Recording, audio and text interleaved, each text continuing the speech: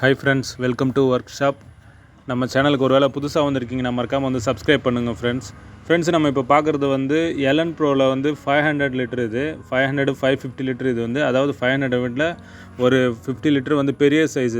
இது ப்ராப்ளம் என்னென்னா, நமக்கு வந்து கூலிங் காயில் வந்து உள்ள இன்னர் காயில் லீக்கேஜ் வந்திருக்கு. நமக்கு வந்து கம்ப்ரஸர் வரல.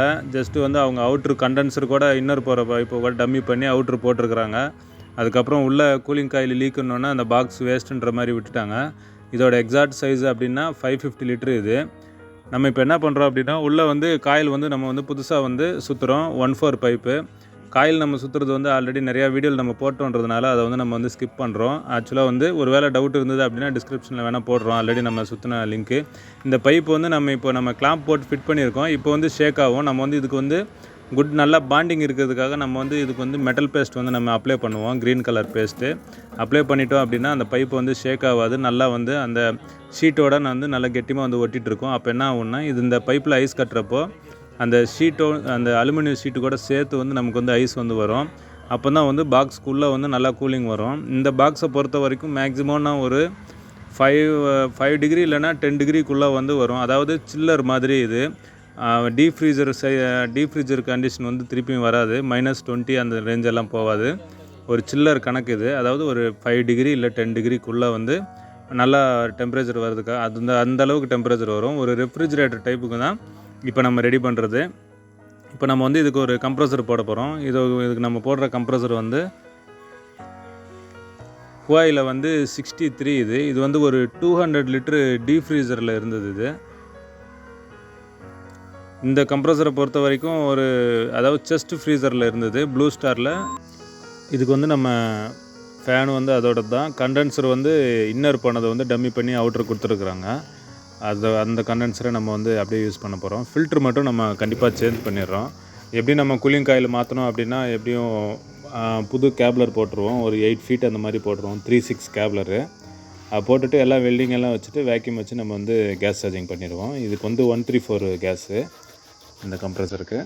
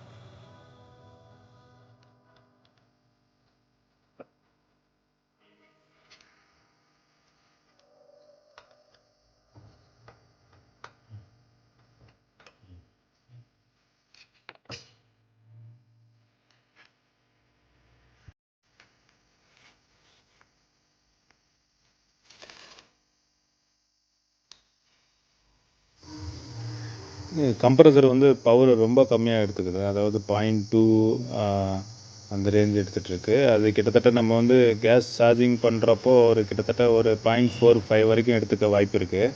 கண்டென்சர் வந்து நம்ம ஃப்ரெஷ் அவுட் பண்ணுறோம். கொஞ்சம் அப்படி ஆயில் கீழ் ஏதாவது டஸ்ட் வந்தால் கூட நீட்டாக வந்து ஃப்ரெஷ் அவுட் பண்ணிவிட்டு நம்ம வந்து 15 கிராம் ஃபில்ட்ரு வந்து சிலிக்கா ஜெல் ஃபில்ட்ரு இதுக்கு நம்ம போடுறோம்.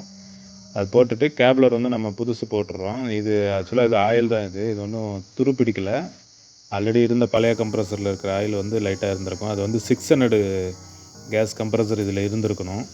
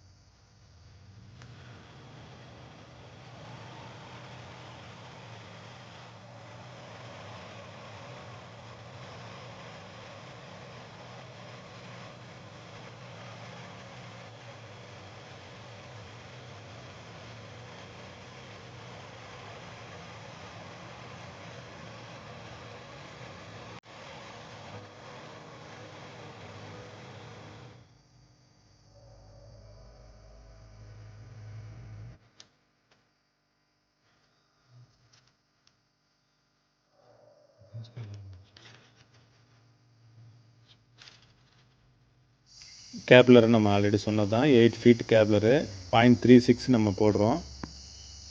இதுவே இன்னும் கொஞ்சம் கம்ப்ரஸர் வந்து கொஞ்சம் ஹெவி ரேஞ்சாக இருந்தது அப்படின்னா கொஞ்சம் 0.4 இல்லைன்னா 0.44 உள்ளே வந்து பைப் ரோலுக்கு ஏற்ற மாதிரி அந்த பாக்ஸுக்கு வந்து ஒரிஜினலுக்கு ஒரு வேளை உள்ள கூலிங் காயில் ஒரிஜினலாகவே இருக்குது, நம்ம வந்து கம்ப்ரஸர் ஹெவியாக போடுறோம் அப்படின்னா அதுக்கேற்ற மாதிரி வந்து நம்ம கேப்லர் வந்து சேஞ்ச் பண்ணியிருப்போம். இப்போ நம்ம பண்ணுறது வந்து ஒரு எக்ஸாக்டாக ஒரு 300 லிட்ரு ரேஞ்சு தான் இது. ஆனால் பைப் மட்டும் நம்ம வந்து 15 மீட்ரு பைப்பு நம்ம எடுத்துக்கிட்டோம்.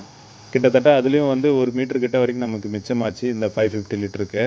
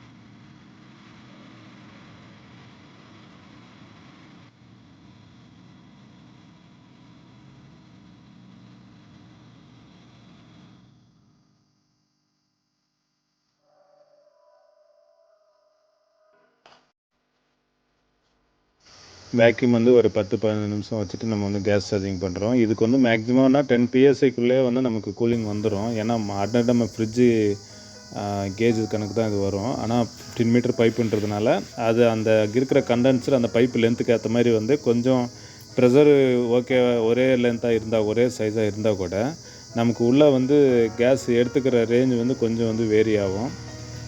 ஐஸ் வந்து ஸ்டார்டிங் வருது. இந்த ஐஸ் வந்து ஒரு பைப்பு நமக்கு வருது அப்படின்னா அந்த பைப்பிலிருந்து மேலே கீழே அந்த பைப்பு வந்து பாண்டிங்காக நம்ம வந்து மெட்டல் பேஸ்ட் வச்சுருக்குறோம். அந்த மெட்டல் பேஸ்ட் நம்ம வச்சாதான் அந்த அதாவது அந்த பைப்புக்கும் அந்த ஷீட்டுக்கும் நல்லா கெட்டியமாக வந்து ஒட்டிகிட்ருக்கோம். ஒட்டிகிட்டு இருந்தால் தான் நமக்கு வந்து அது ஐஸ் கட்டுறப்போ மேலே ஒரு 3 இன்ச்சு கீழே ஒரு 3 இன்ச்சுன்ற அளவுக்கு வந்து நம்ம வந்து கவர் ஆகும். அந்த ஐஸ் வந்து அப்படியே ஸ்ப்ரெட் ஆகும். கரண்ட் வந்து நம்ம ஆல்ரெடி சொன்னது தான் 0.4 வரைக்கும் எடுத்துக்கு 0.5 0.6 வரைக்கும் எடுத்துக்கிட்டால் கூட ஒன்றும் ஆச்சரியப்படுறதுக்கு இல்லை.